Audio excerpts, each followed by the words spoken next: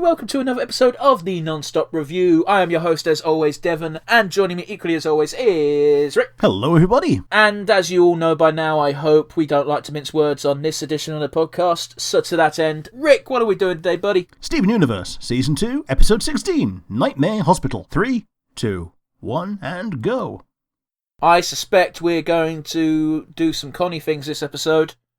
Yeah, I think so. Yeah. But As soon as you say that, Connie comes out on the lion. Should I say the token line? I always forget that lion exists. Not only do I forget the lion exists, I forget that he has, warping powers. What the fuck? Oh, her sword. Oh, yeah, the F's is, the F's are not actually grammatically correct. Mm-hmm. And neither is thou. Yeah. I like how they're explaining why her sword's so goddamn big. Because that sword is probably normal size. Well, it is normal size for Rose. But for Connie, it's like a goddamn buster blade. Mm-hmm. I also like how the hilt looks identical to Stephen's shield. You good, Rick? Yep. Sorry. I was engrossed in the episode.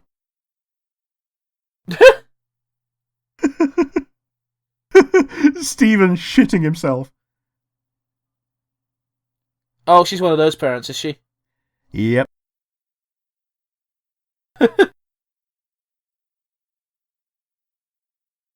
Oh my days.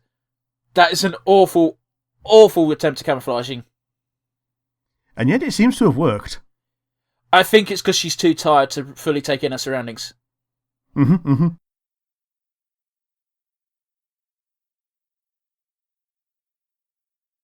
Oh, man. Just those eyes.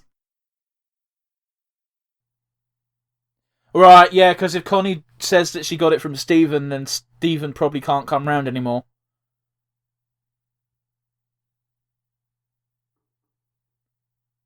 Probably not that many. I do like that. How many people do I see with faces cut off by swords? None, because they have child parents who love them and don't let them play with swords.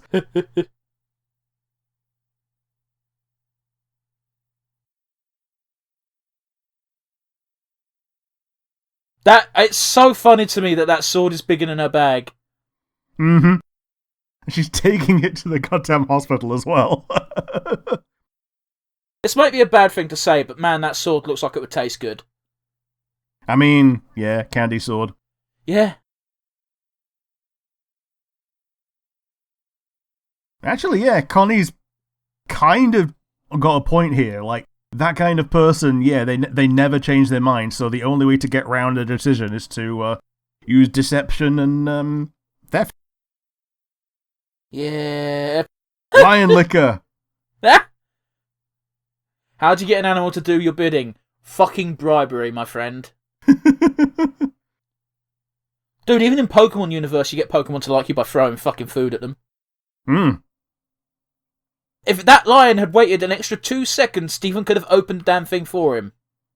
Yep. Or her, or it. It's hard to I assume it's a him because it was attracted super realistic tiger. But it could be gay, who knows? It's not like this show is scared about, being gay. Mostly. I hear that, the show got a knocking for what it did for the finale, but whatever. Mm-hmm. Yeah, there's a big trope about big gay lions as well, so there is that. It's how they establish dominance. Yeah. Establish dominance through humping. Jesus Christ, I remember seeing a really dumb, funny little Kingdom Hearts thing of Roxas and Axel going to Lion King World. So they got warped into lions, and Oh boy. Axel just shook his hips and went, "Hey, should we mate for dominance?" And Roxas just like, "What the fuck is wrong with you?" For some reason, I've never gotten that personally, why people ship Axel and Roxas. That's a grim fucking visual. I think I remember this. Makes sense, because Stephen doesn't have human biology. Yeah, actually, yeah, I think they do that. They actually bring this up later and actually do take him to a hospital and realise, oh, yeah, you're odd. You're a freakadoo. Who the fuck throws them out? After one use. Single-use stethoscope. I've never seen a single-use stethoscope. No, me either. They always put little protective covers over the bits that touch the patients, but obviously the ear bits are always going in the same person, so that bit don't matter. Yeah. Well, then again, like, by that same token, the tubes are really cheap. Yeah, I suppose. Oh, you done fucked up.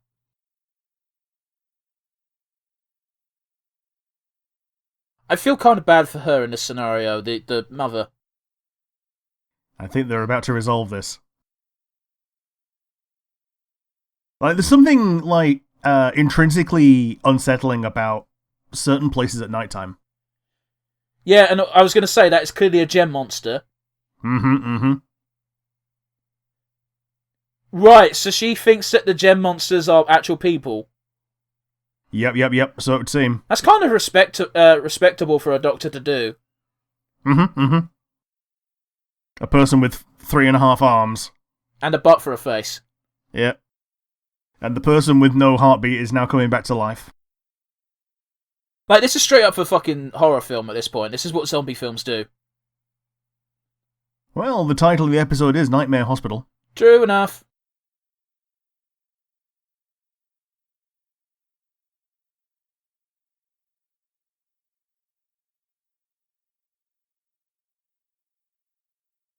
To be fair, if you establish a setting of, I never changed this, or fucking what? You thought that thing was able to survive? It has an arm for a head. Yeah. And additional arms for arms. Yeah. That's kind of adorable. These patients are beyond reason. I kind of get it. From a rational scientific mindset, you've got to try and look at things from the perspective you have already established in your mind. Mm-hmm. Yeah, you got to engage your weirdness filter. Yeah. It's chasing the thing because it's moving. But yeah, if you establish like my word is law, my word is unbudgeable, it will never change. It will encourage people to just not tell you shit. Yeah. You will encounter a dozen and more managers who have that sort of style. Yeah, absolutely. It's like you say, it's a way to absolutely get people to never interact with you in a meaningful way if they can help it. Well, at work, there's a manager who is, shall we say, a bit of a dick. And he's like, we have to do everything by the book, we have to follow every rule as it's written. No one fucking does that because it's fucking stupid. Because the people who wrote those rules never worked in the goddamn store, so they don't know how it fucking works. And, what actually happens is when that manager's on duty, I just don't talk to that manager. Because he's going to make me jump through 5 different hoops when I don't need to jump through said hoops. This has nothing to do with health and safety. This is just bullshit fucking bureaucracy crap. Mm-hmm. Oh.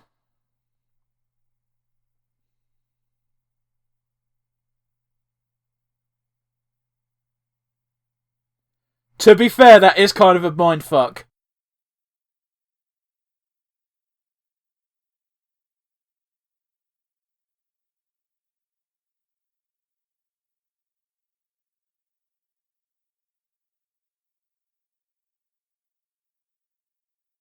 Like, it's all well and good being like, I don't believe in magic, but you have a magical bubble protecting you while you say it. Yeah. That exact moment, you're literally in a bubble shield. It's nice to see he still cares about the freak monsters. Wow, I just said freak. Oops. The F-word? That's why it had no pulse, yeah. Hello. She has the same reaction to the line that we do.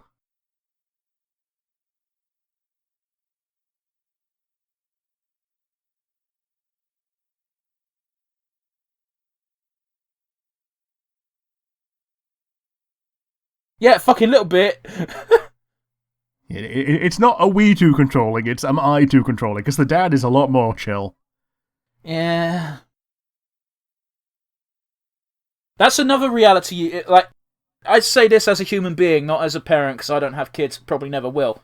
But your children at some point will eventually grow into their own person, and as much as you want to control where they go and like have them become another you potentially, you can't do that shit, guys.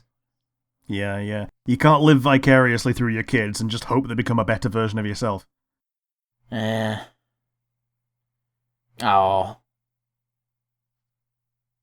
And now Stephen's sad because he's the only thing he can hug is the damn sword. Yep. Yeah, and he does. Hey, at least he's got 3 fucking awesome wine aunts. I'm not familiar with this song. Is this a different one than normal? No, I think it's just later on in the normal song. Okay. Fair enough. But yeah, it's a shame one of the gems wasn't there at the end there, because it would have been nice to see just Stephen get a little comfort hug. Oh shit, not even one of the gems, even if it was just Greg. Yeah. Man, that sounds awful saying just Greg, but you know.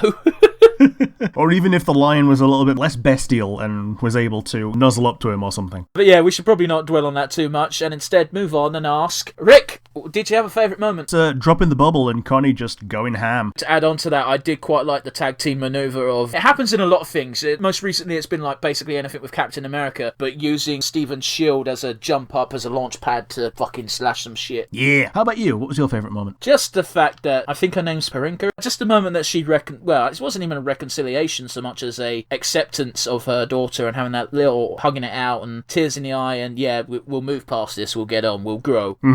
So yeah, the next question is an obvious one, because we need to add to our board, Rick. So to that end, who was your MVP? I think it's got to go to Connie. So it was very definitely a Connie episode, and she did more than Stephen. I don't know, man. Stephen did stop them from getting killed, He did, but he only stopped them from getting killed. He didn't actually solve it. I get what you're saying, but they wouldn't have gotten that far in the first place if it wasn't for Stephen playing defense. True. I'm still giving it to Connie. How about you? Who is your MVP? I'm going to give it to, I think her first name is Priyanka, but I might be wrong. Connie's mum. I'm giving it to Connie's mum. That's a sentence. Don't isolate that.